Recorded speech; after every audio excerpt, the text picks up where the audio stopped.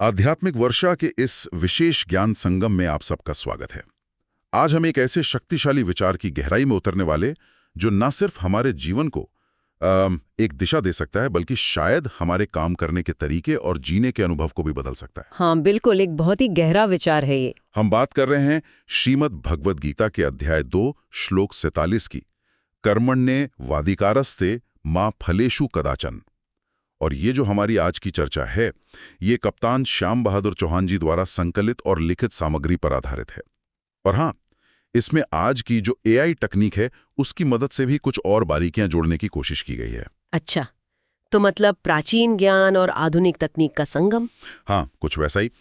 तो आज हमारा लक्ष्य है कि इस एक श्लोक में जो इतना गहरा अर्थ छुपा है, उसे परत दर परत खोलें और ये समझे कि ये हजारों साल पुराना ज्ञान आज हमारे लिए, हमारी मेंटल पीस के लिए, और मैं कहूंगा कि मानव कल्याण के लिए कितना जरूरी है। बिल्कुल, इसकी प्रासंगिकता तो आज भी उतनी ही है, शायद ज्यादा भी।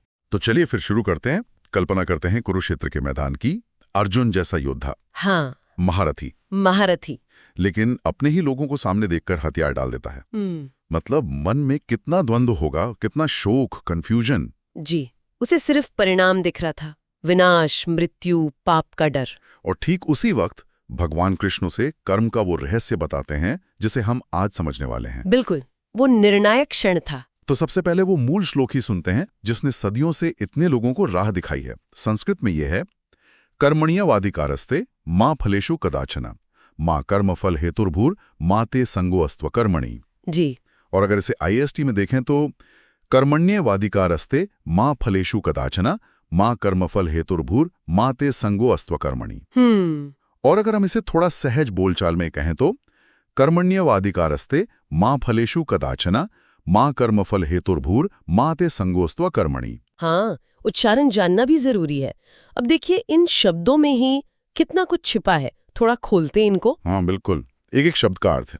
पहला हिस्सा है कर्मणि एव अधिकारः ते, मतलब कर्म करने में ही तुम्हारा अधिकार है। यहाँ ही पर जोर है। आपकी जो शक्ति है, आपका कंट्रोल, वो सिर्फ आपके एक्शन में है, आपके प्रयत्न में। अच्छा, सिर्फ कर्म पर। जी। फिर है मा फलेषु कदाचन, यानी फलों में कभी नहीं। उस काम का नतीजा क्या होगा, सक्सेस या फेलियर, फायदा या नुकसान, तारीफ या बुराई, इस पर आपका कंट्रोल कभी नहीं है। ये मानना थोड़ा मुश्किल होता है वैसे। होता है, बिल्कुल होता है। आगे है माँ कर्मफल हेतुः भू, मतलब कर्म के फल का कारण मत बनो। सीधा सा अर्थ है कि अपने काम को सिर्फ फल की इच्छा या लालच से मोटिवेट होकर मत करो। आपका मोटिवेशन सिर्फ रिजल्ट नहीं होना चाहिए, यानी एक्सपेक्टेशन लेकर काम मत करो। हाँ, कुछ वैसा ही। और आखिर में माँ ते संगः अस्तु अकर्मणि, और कर्म न करने में भी तुम्हारी आसक्ति, तुम्हारा अटैचमेंट न हो, ये भी बहुत जरूरी है। कर्म न करने में आसक्ति, इसका क्या मतलब हुआ? इसका मतलब है कि ये सोच कि अरे फल तो मेरे हाथ में है ही नहीं, तो मैं काम ही क्यों करूं। ऐसी सोच, मतलब आलस या काम से भागना, ये भी ठीक नहीं है। अच्छा, तो ये चारों हिस्से मिलकर एक पूरी तस्वीर बनाते हैं। बिल्कुल। तो अगर इसे एक लाइन में कहना हो तो? बहुत सरल है, अपना काम पूरी क्षमता, पूरी ईमानदारी से करो। ठीक है। लेकिन उसके नतीजे की चिंता मत करो, उस पर अपना हक मत समझो। और काम करने से भागो भी मत। बस यही। सुनने में तो वाकई बहुत सरल है, लेकिन शायद असल जिंदगी में उतारना मुश्किल तो है। और इसीलिए ये समझना जरूरी है कि कृष्ण ने ये बात उसी वक्त क्यों कही। जैसे हमने बात की, अर्जुन भविष्य के डर में थे। हाँ, परिणामों से डरे हुए थे। जी, उन्हें युद्ध के परिणाम इतने भयानक लग रहे थे कि वो अपना जो उस समय का कर्तव्य था, जो क्षत्रिय धर्म था, उससे पीछे हट रहे थे। वो फल के मोह में या डर में ऐसे फंस गए थे कि कर्म ही भूल रहे थे। तो कृष्ण का उद्देश्य था अर्जुन को इसी मोह और चिंता के जाल से निकालना।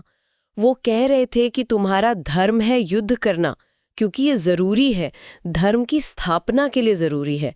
तुम्हारा ध्यान सिर्फ अपने कर्तव्य को बेस्ट तरीके से करने पर होना चाहिए, परिणाम की चिंता छोड़कर। हाँ, परिणाम क्या होगा वो तुम नियति पर छोड़ दो, ईश्वर पर छोड़ दो। ये सिर्फ कोई मिलिट्री ऑर्डर नहीं था, ये तो असल में कर्म योग का सिद्धांत था, बिना किसी अटैचमेंट के समभाव से अपना कर्तव्य करना। ये कॉन्टेक्स्ट समझने से श्लोक का वजन और बढ़ जाता है। ये सिर्फ अर्जुन के लिए नहीं था, ये तो शायद हम सब के लिए है। तभी तो इतने सारे महान चिंतकों ने इस पर इतना विचार किया है। बिल्कुल सही। ये गीता के सबसे ज्यादा कोट किए जाने वाले श्लोकों में से है और हर विचारक ने, हर संत ने इसमें से अपने अनुभव के हिसाब से मोती चुने हैं। हाँ, क्या कुछ मुख्य व्याख्याएं हैं जो हमें समझनी चाहिए? जरूर। कुछ प्रमुख दृष्टिकोण अगर देखें तो सबसे पहले आदि शंकराचार्य, वो इसे अद्वैत वेदांत की नज़र से देखते हैं। वो कहते हैं कि ये कर्म योग का बेस है। उनके अनुसार फल की इच्छा ही हमें कर्तापन के अहंकार में और फिर जन्म मृत्यु के चक्र में फंसाती है। अच्छा, इच्छा ही बंधन है। हाँ, जब हम निष्काम भाव से कर्म करते हैं बिना फल की इच्छा के, तो हमारा मन शुद्ध होता है और तब आत्मज्ञान का रास्ता खुलता है। उनके लिए फल की आसक्ति छोड़ना ही मुक्ति की तरफ पहला कदम है। और संत ज्ञानेश्वर, उनका उदाहरण तो बहुत सुंदर बताते हैं। हाँ, संत ज्ञानेश्वरी ने अपनी ज्ञानेश्वरी में इसे बहुत ही प्यारे उदाहरण से समझाया है। जैसे किसान खेत में बीज बोता है, ये उसका कर्म है, उसका अधिकार है इस पर। ठीक है। लेकिन वो बीज उगेगा या नहीं, बारिश होगी कि नहीं, फसल कैसी होगी, ये सब प्रकृति के हाथ में है, उसके नहीं। किसान बस अपना काम करता है, फल की चिंता छोड़ देता है। हमें भी जीवन में यही करना है। वाह, कितना सहज उदाहरण है। और स्वामी विवेकानंद, उन्होंने तो इसे युवाओं से जोड़ा था शायद। जी हाँ, स्वामी विवेकानंद ने इसे खासकर युवाओं के लिए एक शक्ति मंत्र बताया। वो कहते थे कि यह हमें निडर बनाता है। निडर कैसे? ऐसे कि जब हम रिजल्ट के बारे में सोचना छोड़ देते हैं तो हमारी सारी एनर्जी, सारा फोकस हमारे काम पर लग जाता है। हम फेल होने के डर से मुक्त हो जाते हैं और अपनी पूरी क्षमता इस्तेमाल कर पाते हैं। उनका जो वो फेमस कॉल है, उठो जागो, उसमें भी यही भावना है। लक्ष्य रखो पर प्रोसेस पर ध्यान दो। ये तो बहुत पावरफुल बात है। अच्छा, स्वामी चिन्मयानंद ने भी इस पर कुछ कहा है? हाँ, स्वामी चिन्मयानंद ने एक बहुत बारीक लेकिन जरूरी बात पर जोर दिया। वो कहते हैं कि मां फलेशु का मतलब फल से नफरत करना नहीं है। अगर कर्म का अच्छा फल मिले तो उसे खुशी से स्वीकार करो, उसे भगवान का प्रसाद समझो। अच्छा। लेकिन कर्म करते समय उस फल की कामना या चिंता या जो अटैचमेंट है वो मन पर हावी नहीं होनी चाहिए। फर्क फल में नहीं, फल की आसक्ति में है। ये बहुत महत्वपूर्ण अंतर है। फल बुरा नहीं, फल से चिपके रहना बुरा है। बिल्कुल। और फिर स्वामी अड़गानंद जी हैं यथार्थ गीता वाले, वो इसे और गहराई में ले जाते हैं, कर्तापन के भाव पर। कर्तापन मतलब मैं कर रहा हूं वाला भाव। हाँ, वही। उनका कहना है कि जब तक ये अहंकार है कि मैं कर रहा हूं, तब तक फल की इच्छा तो रहेगी ही। इस श्लोक का असली मकसद इस मैं के भाव को ही मिटाना है। जब कर्म ईश्वर के लिए सिर्फ ड्यूटी समझकर किया जाता है तो करने वाला ईश्वर हो जाता है। फिर फल का बोझ या क्रेडिट हम पर नहीं रहता। वाह, मतलब एक ही श्लोक और इतने सारे दृष्टिकोण। कोई ज्ञान मार्ग बता रहा है, कोई शक्ति का स्रोत, कोई प्रकृति का नियम, कोई आसक्ति त्याग का विज्ञान। अद्भुत है ना? लेकिन अब असली सवाल, आज की दुनिया जहां हर कोई रिजल्ट, टारगेट, केपीआईज, सक्सेस, इसी के पीछे भाग रहा है, क्या ये फिलॉसफी प्रैक्टिकल है या बस सुनने में अच्छी लगती है? मेरे ख्याल में तो आज इसकी जरूरत पहले से कहीं ज्यादा है, क्योंकि आज की जो समस्याएं हैं वो बहुत हद तक इसी फल की चिंता से जुड़ी हुई हैं। अच्छा, कैसे? इसे हम 3 लेवल पर देख सकते हैं। पहला, मानसिक महत्व, मेंटल हेल्थ के लिए। हाँ, आज जो ये रिजल्ट ओरिएंटेड एंजाइटी है, मतलब रिजल्ट को लेकर घबराहट, स्ट्रेस, डिप्रेशन, ये कितना कॉमन है। एग्जाम में क्या होगा, इंटरव्यू कैसा जाएगा, प्रोजेक्ट चलेगा या नहीं, ये चिंता हमें प्रेजेंट मोमेंट से काट देती है। हम या तो भविष्य के डर में जीते हैं या कल्पनाओं में। सही बात। गीता का ये श्लोक, आप कह सकती हैं कि ये मॉडर्न साइकोलॉजी के माइंडफुलनेस यानी वर्तमान में रहने और प्रोसेस ओरिएंटेड अप्रोच यानी प्रक्रिया पर ध्यान देने का हजारों साल पुराना रूप है। हाँ, ये तो है। जब हम अपना ध्यान सिर्फ उस काम पर लगाते हैं जो हमारे हाथ में है, पूरी लगन से करते हैं और रिजल्ट की चिंता छोड़ देते हैं, तो मन अपने आप शांत होता है, स्ट्रेस कम होता है, फोकस बढ़ता है। ये मेंटल हेल्थ के लिए एक बहुत पावरफुल टूल है। ये तो हुआ व्यक्तिगत लेवल पर। सामाजिक स्तर पर इसका क्या महत्व है? दूसरा लेवल, सामाजिक महत्व। सोचिए, अगर समाज में हर कोई अपना काम सिर्फ पर्सनल गेन यानी फल के लिए नहीं, बल्कि ड्यूटी समझकर निष्काम भाव से करे। जैसे डॉक्टर का लक्ष्य सिर्फ फीस कमाना न हो, बल्कि मरीज को ठीक करना हो। टीचर का लक्ष्य सिर्फ सिलेबस खत्म करना न हो, बच्चों का भविष्य बनाना हो। नेता का लक्ष्य सिर्फ वोट लेना न हो, देश का सच में भला करना हो। जब काम के पीछे की प्रेरणा स्वार्थ से हटकर कर्तव्य या सेवा बन जाती है, तो वो काम अपने आप में बेहतर हो जाता है और समाज पर उसका पॉजिटिव असर पड़ता है। यही तो है असली मानव कल्याण की बुनियाद। ऐसा कल्याण जो सिर्फ मटेरियल न हो, बल्कि नैतिक और आत्मिक भी हो। ये बहुत बड़ी बात है। अगर ऐसा हो पाए तो समाज वाकई बदल सकता है। बिल्कुल। और तीसरा लेवल है आध्यात्मिक महत्व। अध्यात्म मतलब दुनिया छोड़ देना? नहीं, यही तो कर्मयोग की खूबी है। कई लोग सोचते हैं अध्यात्म मतलब घर बार छोड़ दो, लेकिन कर्मयोग कहता है कहीं जाने की जरूरत नहीं है। आपका जो काम है, आपकी जो जिम्मेदारियां हैं, वही आपका साधना क्षेत्र बन सकता है। अच्छा, कैसे? आप अपने रोज के काम, ऑफिस का काम, घर का काम, पढ़ाई, इन्हें ही बिना आसक्ति के, बिना अहंकार के, एक यज्ञ की भावना से ईश्वर को अर्पण करने के भाव से कर सकते हैं। यही है कर्म को ध्यान में बदलना। ये दिखाता है कि दुनिया में रहते हुए भी आध्यात्मिक तरक्की संभव है। ये गृहस्थ के लिए भी उतना ही रेलेवेंट है जितना एक सन्यासी के लिए। ये बात तो सोचने वाली है, खासकर आज की युवाओं के लिए। जैसे एग्जाम की तैयारी, अगर वो सिर्फ रैंक या नंबर यानी फल की चिंता में डूबे रहेंगे तो शायद ठीक से पढ़ भी ना पाएं। बिल्कुल, चिंता में एनर्जी वेस्ट होगी। लेकिन अगर वो अपना पूरा ध्यान सिर्फ पढ़ने, समझने, सीखने मतलब कर्म पे लगाएं, तो रिजल्ट की चिंता अपने आप कम हो जाएगी और शायद रिजल्ट बेहतर भी आए। संभावना तो यही है, और ये उन्हें फेलियर के डर से भी बचाता है। हाँ, और ये जानना भी जरूरी है कि ये सारी बातें हवा हवाई नहीं हैं, इनके पीछे ठोस स्रोत हैं। जैसे आपने शुरू में बताया, गीता प्रेस के प्रकाशन, आदि शंकराचार्य का भाष्य, संत ज्ञानेश्वरी की ज्ञानेश्वरी। जी हाँ, और स्वामी विवेकानंद, स्वामी चिन्मयानंद जैसे आधुनिक विचारकों के काम भी। प्रामाणिकता जरूरी है ताकि हम मूल अर्थ से न भटकें। सही कहा। और जब हम इस सिद्धांत को जीवन में उतारने की कोशिश करते हैं, तो इसका असर हर जगह दिखता है। कहाँ? देखिए, व्यक्तिगत जीवन में तो तनाव कम होता है, काम करने की क्षमता बढ़ती है, ये तो है ही। साथ में ये हमें धैर्य सिखाता है, क्योंकि फल तुरंत नहीं मिलता। ये हमें निडर बनाता है, क्योंकि हम परिणाम से नहीं डरते। ये हमें ज्यादा स्वीकार करने वाला बनाता है, क्योंकि हम समझते हैं कि सब कुछ हमारे कंट्रोल में नहीं है। कुल मिलाकर ये हमारे कैरेक्टर को मजबूत करता है। और परिवार में रिश्तों पर क्या असर होता है? पारिवारिक जीवन में भी ये बहुत काम का है। अक्सर हम रिश्तों में भी फल की उम्मीद लगा लेते हैं। माँ बाप बच्चों से उम्मीद करते हैं कि वो उनकी हर बात माने, हर सपना पूरा करें। पति पत्नी एक दूसरे से एक्सपेक्ट करते हैं।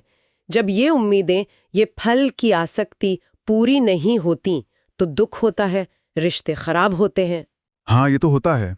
कर्मयोग सिखाता है कि हम अपना कर्तव्य निभाएं, प्यार करना, देखभाल करना, सपोर्ट करना, लेकिन सामने वाले से बदले में कुछ पाने की उम्मीद या अधिकार ना रखें। इससे रिश्ते ज्यादा हेल्दी और स्ट्रेस फ्री हो सकते हैं। ये तो बहुत प्रैक्टिकल बात है। और बड़े स्तर पर, देश या दुनिया के लेवल पर, राष्ट्रीय और वैश्विक स्तर पर ये शायद सबसे बड़ा इम्पैक्ट एरिया है। हालांकि सुनने में थोड़ा आदर्शवादी लग सकता है। फिर भी सोच क्या है?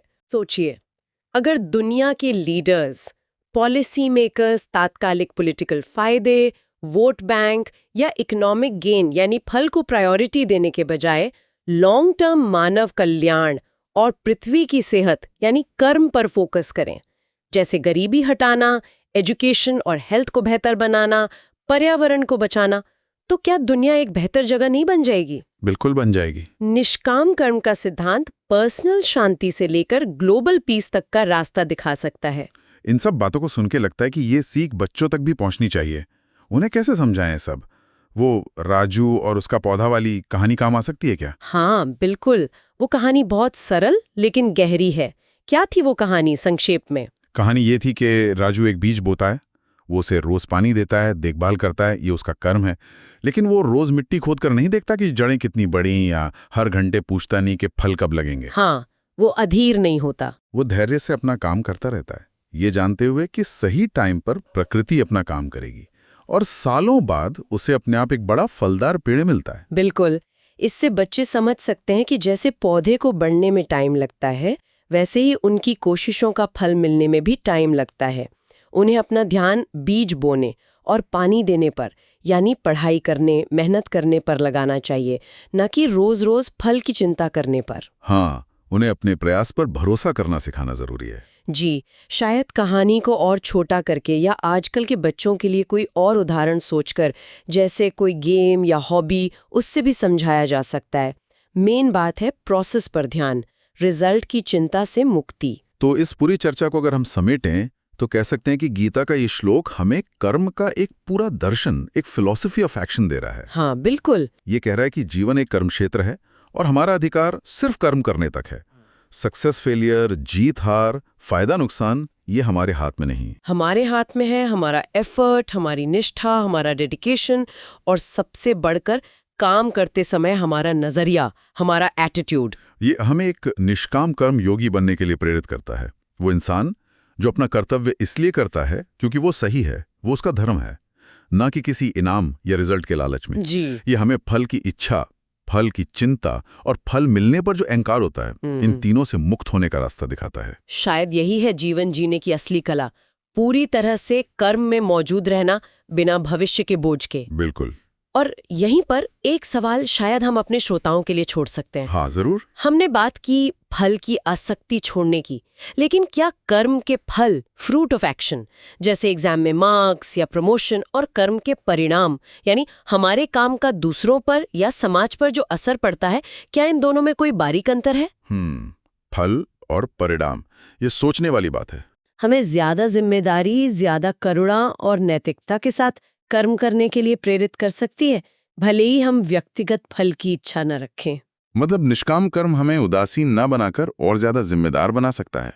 हाँ, इस पर मनन किया जा सकता है कि कैसे ये हमें अधिक जिम्मेदार बना सकता है। ये वाकई एक गहरा प्रश्न है जो कर्मयोग को एक नई परत देता है। इस अद्भुत और प्रेरक चर्चा के लिए आपका बहुत बहुत धन्यवाद। धन्यवाद। हमें उम्मीद है कि आध्यात्मिक वर्षा की ये बूंदें हमारे श्रोताओं के मन को सींचेंगी और उनके जीवन में शांति और सार्थकता लाएंगी। और हम एक बार फिर कप्तान श्याम बहादुर चौहान जी को उनके इस महत्वपूर्ण संकलन के लिए धन्यवाद देना चाहेंगे, जिसने इस कालातीत ज्ञान को इतने व्यवस्थित रूप में हम तक पहुंचाने में मदद की। जय श्री कृष्ण। जय श्री कृष्ण।